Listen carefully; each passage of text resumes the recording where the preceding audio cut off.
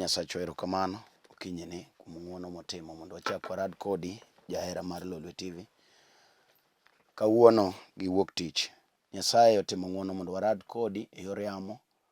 Iluonga Reverend Ayub, an wuod Nyakach Kandaria. Owara ero Yesu. Adwa ni wasom kodi kuom muma mar ywagruok mar Jeremia 5:7. Muma wacho niya: kwerewa noketho to gionge koro, to wan oseng'adnwa bura nikech timbegi mamono. Som koda kendo kitabu mar Jeremia. Som koda kitabu mar Jeremia 31 matindo 30. Kitabu mar Jeremia 31 matindo 30.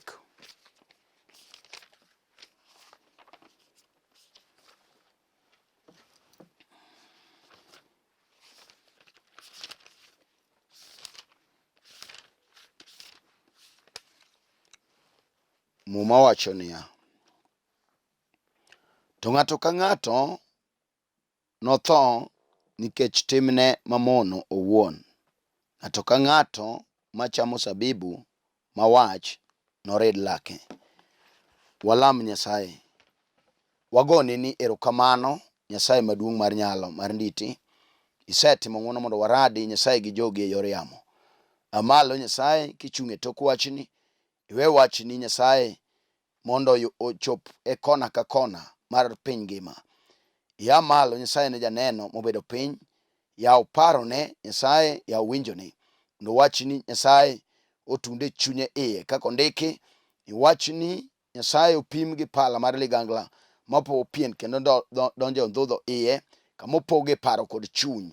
Kata sani gokinyi aselamine jogi Nyasaye, ng'ata ng'ata mobedo piny Nyasaye mondo winj kuomi. We dwaro ni mondo timre kuome e nying loch mar Yesu Kristo. Amen. Awacho ni luonga Reverend Ayub, awuod Nyakach. Ang'eyo ni jo Nyakach osebedo piny kendo johera mag gweth mokinyi be osebedo piny mondo winj kuom wach midwa wuoye. Thoro iye mar wach madwa na wuoye iluongo ni Chul Gowi kata Chul Gope ma ok magi. Muma masomo mar ywagruok mar Jeremia 5:7 wuoyo kuom weche moko manotimore e kinde muma. Muma wacho ni kwerewa notimo ketho kata ne gitimo richo mathoth. Samo wuoyo ni gionge, to wan ema wakao misigo, kata wan ema koro isandowa nikech richogigo. Wawuoge ng'ato manena sani e chadier wan gi ji moting'o misike ma ok magi. Ndo wachno osechando miere, wachno osechando range mang'eny. Wachno chando chuo gi mon sama wuoyen. Jeremia wacho ni kwere notimo ketho mang'eny. Koro gionge, wan emisandowa nikech richogigo.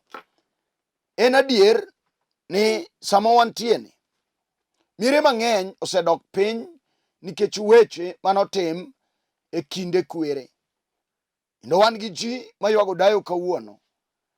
Wan gi chuo masani moko nolokore urni giwuotho goguni e tokgi. Nikech ang'o? Gik manotim chon e ndalo kwere. Muma wacho ni negitimo weche maricho mathoth. To koro gionge, gin negisetho. Mwa ondiki ni Nyasaye en Nyasaye ma jachul kuor nyaka tieng' mar 4. Wan gi weche matimore e range mwawuoke. Ndo ibiro yudo ni wan gi miere ma samoro kwaro makanyo ne en kwaro ma japiny ma injili nobalo kode. Ndo gin jodongo ma iluongo ni negimenyo piny. To kokalo kuom menyo piny mane gimenyono, gine jodongo mane omanyo kaka iloso range mane chuny ramogi olimo. Endo ne ging'eyo mondo dala obed dala, gin jodongo mane nyalo ng'ado rieko maber. Ka ng'ato dwa loso dalane, to ne ging'ado ne jodongo wetegi rieko kaka dala inyalo losi. Kata idwa rieko mar somo mar buk mar nyithindo, gin jodongo mane nyalo kelo rieko kaka isomo. Ka ng'ato dwa somo, to nitie kaka iloso nyathi. Gin jodongo ma ka dala ne dhi marach, ka tich onge, to ging'eyo kaka imenyo piny ma wang' nyathi yud tich. Mago jodongo.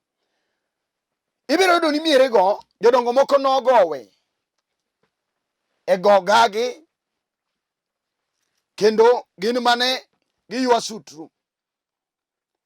Ne gin jok malamo nyiseche, ma wach mar Nyasaye mangima mochwe polo gi piny ne gikia. Gin jok mane consult ajuoke, manoyudo moro samoro nogowo moomo ajuoga madhako mathundi achiel, kowe noloso dala, ajuoga kare ne wilo hawi mar dala. Dala nodong' kamano. Samoro nokaw rombo marateng' moyang' kimenyo dalano mondo ywa hawi oduoge dala. Ajuoga nokaw ap dala, ajuoga nowe dala buga, owe dala nono. Sama ne gitimo timbego, sagi noromo gin ne gidhi. Sama wuoyo ni, nyathi ka nyathi monyuol kanyo nyaka yudi migogo ma dhoge chwero law. En dala ma nyaka yudi dichuo mopong' matugo gi losruok ne. Ang'o matimore? Kwere notimo weche magalagala. Kwere notimo weche mamono.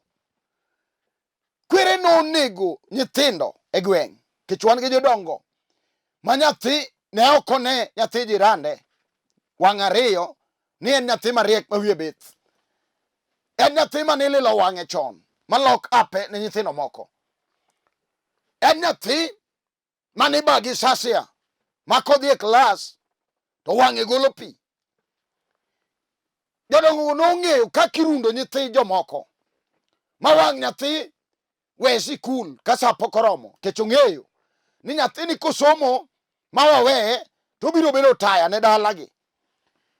Gibedo jodongo manorano miere moko mondo keregi nodhi maber. Macho ni kwere notimo weche mathoth, ne gitimo weche maricho. Kwerewa notimo weche maricho, koro onge wan misandowa nikech gin. Wawuoye Chul Gowi dakika manok wabiro lamo Yesu jateko. Gimomiyo ji nie chandruok, gimomiyo ji nie jela gi twech, gimomiyo ji nie odekre gi ywak, en timbe mane kwere otimo. Ato giwe dala gi yamo, giwe dala gi tora, giwe dala ka dala dhi gi bathe. Ng'ata ng'ata minyuolo kanyo nyaka ne ma wiyo leng'ore, nyaka yudi dichuo ma pache ming', jal ma network ne okwany maber. Gima time okia. Dhako osepenjore, wan gi miere ma dhako ka dhako modonjo kanyo to wiye wilore. En dala ma ok tede, kendo kanyari dwa tede dalano tiseme chon. Inyise ni winjo, kata obed nyar piny moro tiwuoyo kode e chiro, iwinjo dhako ka ng'ane ok tede, kata obed kochieng' kata obed komol. Mano dala ma ok tede. In ninyal, mon adek osebiro kanyo dhi. En isemo mon chon. Odala ma uchini wuoye gi ji, kech ne ginego nyithinde ji. Udhiambo kama iwinjo ka juchini tedo, iwinjo ka much chiemo dung', dala ma nodong' gunda. Ng'ama nodong' kanyo onge. En dala mopong'o liete te. Joma nodong' kanyo manok nodar, kech chunjego nowiro mondo duogo chien ji. Onge ber minyalo ne dalano sani. En dala mudong' kamano, jochiende magoye mbaka. Udhiambo iwinjo ka jok moko wuoyo. Ng'ama kalo kanyo kalo kareto, nikech kwere notimo weche maricho. Gionge sani, gisetho. chunje go wiro dugo chien ji gweng, chunje go wiro dugo chien nyikwayo, chunje go wiro dugo chien nyithindo matindo, chunje go wiro dugo chien mon jowuoyi, chunje go wiro dugo rano ji, chunje go wiro ok gidwa ber, ne gitimo weche maricho, koro gionge tinendeni. To wan ema koro isandowa. Muma wacho niya, kwerewa noketho gionge koro, to wan oseng'adnwa bura nikech timbegi mamono. Iwinjo, okinyi ni wan gi mon wan gi mon masani gomba nyathi, gima tame en dhako ma kane pod otin, sama nopon e tuk wuoyi gi nyiri, to nogolo iye moholo nyathi piny. Sani nyuolo tame, gima time en ni remo ywak e toke. Osemanyo kowuotho ka nyamrerewa, osemadho yedhe mbukni mopong' mopangi, osemuonyo yedhe, to gino tamore nikech ang'o? Nitie weche manotim. Wan gi nyiri manodhi katedo kane giweni keny ber, to dala manodonje norwake gi wiye magwogo okini, mabe tedo notamo kamano. Gin ne gitemo, ne gin nyiri mabedo miya pile, ne gin otenga. En ochamo gwen kamano kosongo, chiende notame ni onge dala monyalo dhi moki.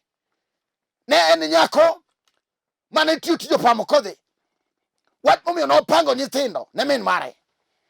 Ato dong' kamano, kimi nochame modoko ike tok dalagi. Sama nyako donje dalano, chunje mag weyni ge manotho rwake kanyo. Wach omiyo mon nigi chandruok kawuono, kech gik manotim chon. Samoro noneg ng'ato kanyo, ka samoro dayo nokelo lweny gi chi wuode, gino nokelo tora ma wuode nonego chiege. Chunyno chieno mond jawuoyi, onge dhako manyalo tedo kanyo mabed gi kwe dweche 2 kata 3. Jachieno odagi onyono piny, jachieno orido matek, odagi sa ma ng'ato donj kanyo en igole fundone, kata lweny wuoka mager. Kwerewa notimo weche mamono, koro gionge, to wan emikumowa nikech gin. Kamibete sani gokinyi, wan gi wach manyalo chamo chunyi ka kansa, kata ibedo piny iwinjo wuoyo kodi. En wach machamo chunyi mos. En gima miyi stress, otami nindo. En gima chiwi kata otieno kinindo to penji ni to in inyal. Gin weche manotim chon. Kata sani mama uweni, wan gi deye masikong', gin deye mamadho kwesi, gin deye manong'e thieth, gin deye emanorwa nyithindo, jok mong'e tuoche gi yedhe mag kolbat, gin deye manobalo gi wach Nyasaye miyalo, ne gin deye mong'e kaka iro nyithindo, gin deye mane ok ng'i nyathi gi wang' ariyo. Ne githo kamano, giwe dala gi chien, ng'ata ung'eyogi, ne githo, to chunjego nochier. Chien odhi kanyo, inene otieno kobiro, samoro wuoyo kodi sani, kamibeteno, dalano buogi, isetemo nono e gweng' kanyo, ni to natero kama chal nade. Jogo bok nyisi adier, kech ging'eyo ni sama ne giwuo kodi, ibiro ringi we churi. Wachno timi tiling', wawuo kodi niya, kwere notimo weche magalagala, kwerewa notimo weche maricho, kwerewa nonego ji, kwerewa ema nodonje weche mag Satan. Wach momiyo kawuono ikumowa, momiyo ineno ka dichuo maduong' masikong' kama, kare ok ochomore tir, gima time emokia, sepenjore ni to nonyuola nade. Wakoni dichuo, wan gi weche manotimore e rangau kanyo, weche mamoni dhi mbele, weche mag nek mag kuong', weche momiyo nyithindo dong' chien, weche momiyo raurni yudore, weche maloko ji joneko kanyo, weche magalagala mag rangach mane kwere notimo chon mag ajuoga mag nek. Kawuono wawuo kodi weche ge morondi, wan gi Yesu jateko. Ondike muma masomo mar Jeremia 30 madongo matindo 30 wacho niya, ng'ato ka ng'ato mochamo olemo manumu en obiro tho nikech richone owuon. Iwinjo nade? Iwinjo nade? Kata nobai gi tong' mokuok, kata dayo moro nowuoyo kuomi ket niwe wuode at wuoyo kuomi marach ni ok nitedi. Isetemo nyako kamoro amora midhi tiriembi, iniyudo mana jok ma udhigo maluongi ni chiegi onge. Bi ing'eni nitie Yesu kinyi muma wacho niya, ng'ata ng'ata mochamo olemo manumu lake biro yukore owuon, en otho nikech richone. Kawuono ma wawuoyeni nitie ng'wono mar Yesu ja-Nazareth. Sama ne Yesu ochomo kar angawich manoputhre mo Golgotha, to wacho niya, orumo te ne ng'at moyie. Ka ng'ato fwenyo dier dalagi, ka ng'ato fwenyo gir rangach, ka ng'ato fwenyo jachien machienogi, to nyalo ringo matek. Wan gi kar resruok achiel miluongo Golgotha, manoputh remo ma jal mofwenye nyalo ringo matek kamanyo Yesu, jal ma jaluok ji gi rembe owuon. Ok odeko, ok odeko, ok odeko dichuo. Kata obed dala mandulme go ji piny, ubedo gi rangach kamano, ke chuny to wiro gik mane kwere otimo, gino lokore chieno ni nyithindo. Gik mane de otimo, gino rano ni nyithindo. Ok ine kotamo kata nyiri, ok ted kanyo, kata magi ok dhi.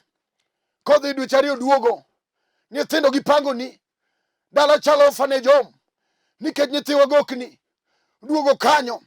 Samoro gin to ne gisetho giwegi nyithindo kigo tong'o dhako. Bing'e Yesu ja-Nazareth, jal manyalo timo ni ng'wono kinyini ka wang' chunyi ne dwar, ka wang' chunyi no ne wasigu mwani piny, ka wang' chunyi no ne timbe mane kwero timo, ka wang' chunyi ne ng'e timbe mane wuono timo, ka wang' chunyi ne ng'e Yesu nitie okinyini ne jal madware. Muma wacho niya, ng'ato ka ng'ato biro tho ne richone owuon. Sa oromo maonge Chul Gowi mikia kaka nool. Sa oromo ng'ato ka ng'ato ne chul gope owuon. Katibedo piny tichulo gope mag deye, katibedo piny tichulo gope mag kwere, katibedo piny tichulo gope manotim chon sama nionge, katibedo piny tichulo gope mag tuoche, mag alagala, mag chien, mag remo, mag oyare.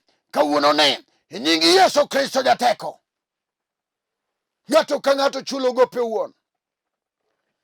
Kata kwere nosetimo richo, kata kwere nose olo gope, kawuono jochiende duogo. Wan gi joma nodonjo Illuminati to ne gi singo jowadgi moko. Samoro dhako nodonjo to nosingo chwore. Samoro dichuo manodonjo ka nodwaro pesa ato keto nyithinde. Kawuono jochiende chamo ji e dalano kaniang'. Wawuo kodi niya, jal moringo donjo kuom Yesu. Yesu kende kende e tony ma ng'ato nyalo ringe mayud kare. Kawuono ni onge ng'ama chulo gope wadgi. Jal manodonjo ne chul gope kende. Kia kaka iwinjo kinyini, winjo teko mar nyalo mar Yesu simba jaono. Kata otek kata othiano, kata ging'eny manopolo kia, wan gi Yesu misinga, jal manyalo kedo ni lweny. Kata gidagi, kata gineno ni tho, kata gikori gi polo, kata gikori gi ajali, dhako kata chuori otho, idong' kendi e pap kamano nikech gik manotim chon e ndalo ma chwo ema tho mondo jowuoyi dong' kamano. Wawuo kodi niya, Yesu meja ono, en kende kende, en ema jochiende oluore. Yesu meja jateko, en kende kende, en ema jochiende weneyo. E piny Gerasi nonene sama jaduong' cha dichuo cha neko nomake. Muma wacho niya, jalno ne wuotho kiliete, nong'olore gi choke magi joma otho, magi jok manogoro go mbaka sama ne mejo donjo. Yesu biro kama, japuonj kalo nam, paka uwinje, paka ochako tugore matek mondo Yesu kik kal nam. Sama nonyono lomo tuo, chiende nowinjo Yesu giwachone niya, wang'e in Yesu wuod Nyasaye sebiro mondo itiekwa. Kasa podi kata mana in mari no nyalore ka Yesu donjo, duto te nyalore. Iwinjo nade? Ang'o ma notim kama intie no momiyo nyithindo rundore? Kata obed kong'o mar sasia manokor, jaduong' nomadhe molayore manotho e kong'o kamano, nyithindo bo madhe. En gima nokor kodgi. Nitie Yesu manyalo golo nyithindogo e jela. Wan gi Yesu jateko manyalo kola nyithindogo ma duogie pachgi kendo. Kata kong'e momiyo giwe tich ema ketho negi tich ka gisemer, to gigoyi nyaka in min gi moko timo timbe magalagala toke ka gisemadho kong'o. Wan gi Yesu jateko mano chuny ranga, chuny yare, mano chuny modhono, chuny ran, mano chuny seko, chuny kwamo. Wan gi Yesu ja uno manyalo timo ni ono sani. Wan gi Yesu bado timo chuma. Mwami jateko mar Kalvari muma wacho niya, bado timo chuma. Korieyo ni ere jal manyalo dolo. Iwinjo chiliel? Yesu monego gore kuomi. Yesu kende monego ing'e. Onge gima tek kati kwamo gi nyithindo e taon. Samoro en dala minege nyithindo ma juwuoyi. Iwacho ni wapidh mage e taon mondi. Yudi Yesu mondo ine ng'wono. Yudi Yesu mondo ine gik matimore. Nyithindogo jal manego onge kata ging'i gi wang' marach. Yesu kende nyalo timo ni ng'wono. Duong' odog ne Yesu simba. Ere wach ma in go kati bedo kijana matin ma kendo to mono dhi samoro itemo gedo tamore gimoro ma mimulo wuok ni marach kech sase ni e dalano jodongo notimo weche magalagala. Yesu nitie okinyini. Yesu dwari, Yesu luongi. Muma wacho niya, ng'ata ng'ata motimo donjo richo, ng'ata ng'ata motimo richo biro tho nikech richone owuon. Kawuono onge chulo gowi kata isechulo gowi mang'eny, gowi mike kaka nool. Kawuono muma wacho niya, ng'ato ka ng'ato ne ting' misike owuon, ng'ato ka ng'ato ne chul gope owuon, ng'ato ka ng'ato ne tho nikech richone. Ere wach ma in go kata ituo imoyi kata tuo gore kuomi? We walam ni Yesu. En kende kende ema en gi duoko. En kende kende ema oting'o duokoni. En kende kende ema en gi kifungu mar gigi molor. Ere matek e nyim Yesu? Ere mineno ni ok nyalre? Iwinjo? Kata norani kich wan gi chuo manoran moko no odhinegi e piny wasweta to mak tekogi mag dichuo. Mon biro dhi kech ok onyal ojal morondi. Wakoni niya, ka ng'ato yudo Yesu miwuoye kuom okinyini, en ema en gi kifungu. Yesu no en kende ema nodonjo e piny Bethania. Oyudo ka Lazaro osenindo. Lazaro nowinjo duonde. Lazaro nochako duogo e ngimane kendo. Kata noseik genoni, kata noseik api, to kiyudo Yesu miwuoyene to in gi teko, in gi chir. Onge gima tek. Adwaro lam kodi Nyasaye kama wachopeno, wach ka wach miwinjo ka tek ma ok inyal, wach ka wach mineno kokwamo e ngimani. Kata ibed nyako madwaro dhi e ode to wasigo dagi kech weche manotim, kata en juok man kuomi, en gi remo. Nyako ka nyako ide dalano iro juog wang' mar sihoho. Nying Yesu Kristo jatekono en kende monyalo dari, en kende monyalo konyi, en kende monyalo mako badi makore chich, en kende monyalo goli okol, en kende monyalo goli kuong' mar remo madalauno. Yesu nitie. Iwinjo nade? Adwana lam kodi kama watundeno kata ichulo gope mikia kaka no ol, kata jochiendego biro ywa remo, kata gin majini alata, kata gin majini mamiwota mabiro to madho rembi. Gichalo pako tieno kama inenegi ibiro chamo remo. Imbe keka ne gibiro samoro ng'ama nokelo gi nosetho. Gidong' ka gisando ji e dalano, gitamo ji e kwe. Bing'e Yesu ja ono ene ma jochiendo luore. Gigo biro dok bak to the sender. Ikia ng'ama no oro nige. Wawuo kodi okinyini. Nitie geno dichiel. Ka ng'ato yie kuom meja. Onge gima tek e nyim Yesu. Kata sana sani nyalo re kuom Yesu. Kama inutieno, tinga badi malo. Kama inutieno, gaga chungi piny. Kama inutieno, kati chulo gowi maremo. Kama inutieno, kati chulo gowi mar wagokni. Mano ike tok dala. Migogo winja. Yesu dhi yaoni yo. Idhi yudo odi. E nying Yesu jateko. Matek onge. Ka ng'ato yudo Yesu, warruok monegi yudi. Unine nyalo gi teko mar Yesu. Ondike muma mar Johana par matinda par. Ni jachien nobiro kwalo ketho mondo negi. Osekwalo ngimani. Oseketho. Samoro kenyni. Utami nyithindo. Kichwan gi nyaka gi ji. Mano ochake dagi moro. Dagi no ne migumba. Ne okonyuol. Chuny no dugo wero chiene. Embo tame nyathi. Samoro ndayo mane thietho majajuok. Dayo no wuyo kod utieno. Sasa modoga moremo dayo no biro. Wawuo kodi niya. Gimora mora. Ma ok nyalre kum dhano. Kawuono wiye Yesu. Mondo donje ngimani. Yeye Yesu mondo wari. Yeye Yesu mondo timni ng'wono. Yesu jakech. Kata isewuotho kuma juokni. Kata jolamo sechamo pesani. Yesu nigi teko gi nyalo. Ka wang' ni yie ni nyalore kum Yesu. Ka wang' ni yie kum remb Yesu duoko nitie. Ka wang' ni yie onge matek.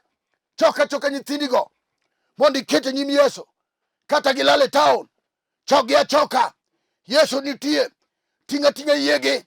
Samo lamo Nyasaye. Moro ka moro. Yesu biro tundo kanyo. Kamulo moro ka moro. Kadaro gi okol. Kagolo kuom kuonge. Mano wach gi lep. Mano kuonge go. Yesu nitie. Kamiting'e badi malono. Nyasaye maratego. Asepui kamio nyingi duong'. Shimba jateko ng'ama ler mar Israel. Abu Ali Nyasaye. Ne dhako mogo chonge pinyni.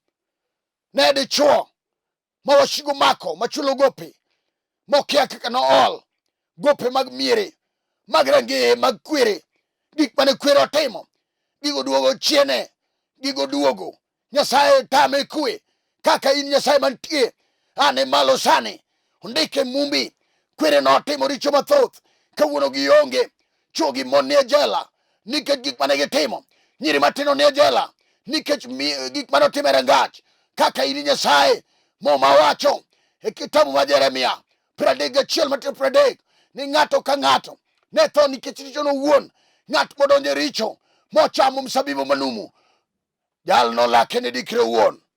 Kata mana sani. Gon dichuo nie jela. Mar rangach. Gon dhako nie jela.